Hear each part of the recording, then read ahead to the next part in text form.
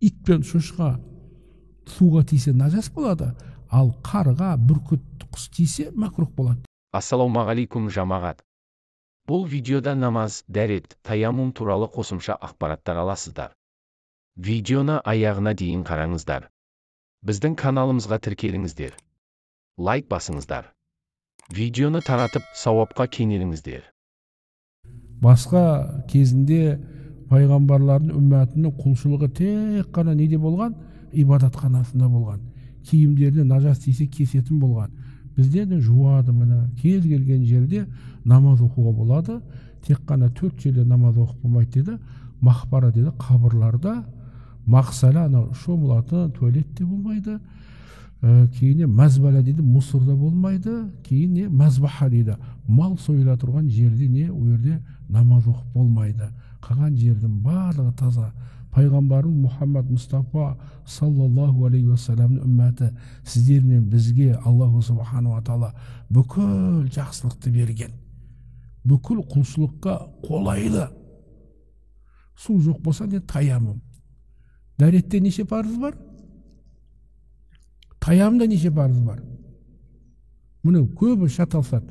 3 дейді, 2 дейді. Таяммумда да, құрметті бауырларым, 4 парыз бар. Бірінші ниет, екінші жер жынысы болу керек. Жер жынысы таза болу керек. Мүмкін сиырдың, қойдың зәрін тиіп, ол жерге күн түсіп, ол жер жаңағы кеуіп кеткен болса, басқа жер болса, сол жерге намаз оқуға болады дейді. Ал бірақ ол жерге таяммум алып болмайды.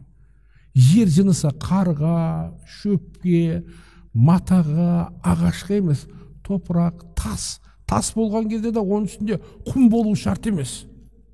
Суда тап-таза жуылған тас болса, оны алып келіп не қыласыз? Соған таяммумда 4 парыз бар. Екеуі шарты, екеуі рукун. Шарт пен рукунды білуіміз керек. Шарт деген құлшылықтың сыртында болады. Рукун деген неде болады? Ішінде болады. Мына намаздағы 12 парыз дейміз ғой, 6-ы сыртында дейміз, 6-ы ішінде дейміз. Мына дәретің болуы, ятты жерің жабық болуы, уақыттың кіруі, ниет, қыблаға қарау, бұның бәрі шарт. Шарт болуыменен құлшылықты бар қыла алмайды. Сіз дәрет алсаңыз намаз оқпаған болмайсыз ғой. Шарт өзінің болуымен болдыра алмайды, жоқ болуымен жоқ қылады. Бірақ сіздің дәретіңіз болмаса намазыңыз намаз емес. Ар рукун деген нәрсе бар болуымен бар қылады, жоқ болуымен жоқ қылады. Бірінші рукун сізде не ол? Аллаху акбар деу намазда. Ол қол көтеру сүннат, Аллаху акбар деу. Екінші рукун қиям, үшінші қираат, төртінші руку, бесінші сажда, алтыншы қадайы ақыр. Таяммумда сол 4 парыз бар. Бірінші ниет, екінші не ол? Таза жер, үшінші жағын бір ұрып бетіңіз сүртесіз, төртінші және ұрғаннан кейін қолыңызды бүйтесіз, анау майда тастар болса бетіңіз жүріп кетпеу үшін. Екінші ұрып, қылып, мынау қолды білекке сыбанып та, солай істейсіз, мен таяммум. Енді сіздерге бір сұрақ қояйын, соған иншалла неміз аяқтайық. Дәретте ниет парыз емес. Таяммумда ниет парыз. Неліктен?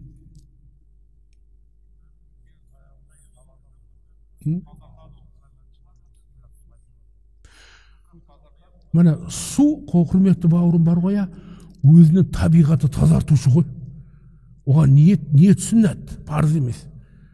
Ниет қылып су ішсең, сусының қанып, ниет қылмай ішсең, сусының қанбайды ол. Не су ғой ол? Оған ненің керегі жоқ? Ниеттің. Ниет бар енді сүннат бойынша. Бұл амал ниетке байланысты ғой. Ал енді топырақ өзі тазартушы нәрсе емес қой ол. Балаң топырақ бар ойнаса, ұрсазмаса, ұрасын қойын. Бірақ ол не болып тұр? Дарурат болып, қажеттілікте. Сондықтан оған ниет не болып жатыр? Сондықтан Абу Ханифа рахматулла алейх нақыл мен ақыл дейді. Нақыл деген Құран мен хадис, ақыл деген мына біздің ақылымыз. Екеуіне біріктіріп деген. Ит пен шошқа суға тисе нажас болады, ал қарға, бүркіт, құс тисе макрух болады деді. Өйткені ит пен шошқаның аузындағы сілекей бірден суға тиеді, тіл тиемін. Ананы құста не болмайды, тілі ұзақ тұр ғой. Оны не болады? Бірден тимегенден ол не болады? Ол не? Макрух болады. Мына Құдайға шүкір, біздің дініміз осы. Альхамдулилля, ақыл менен нақылды біріктіріп, нақыл деген бұл Құран мен хадис, бұл енді ілім, ilm деген міне шариғи ilm бар, 3 кітап бар дейді ғой. Енді бір кітап ол Құран-ы Кәрим оқыла тұрған кітап, екінші кітап мына аспан, жер, бүкіл жаратылыста бұл Аллаху Субхану ва Тағаланың кітабы. Сондықтан да адамдар ғалым болып отыр ғой. Біреу жұлдыз ғалым болады, біреу көздің докторы болады, біреу құлақты тексеретін ғалым болады, біреу тамақ, біреу бауыр, біреу бүйрек, біреу жер, біреу аспан, біреу ағаш деген сияқты. Бұның барлығы да не? Ілім. Әлем деген нәрсе ілім дегеннен шыққан. Айлімнен әлем шыққан. Әлем деген сөз Алланың бар екеніне, бір екеніне дәлел деген нәрсе. Ал үшінші кітап ол енді қарилар, мына біздің қарилар сияқты пайғамбар Мұхаммад алейхиссалам басты, ол тірі, ол кітаптар.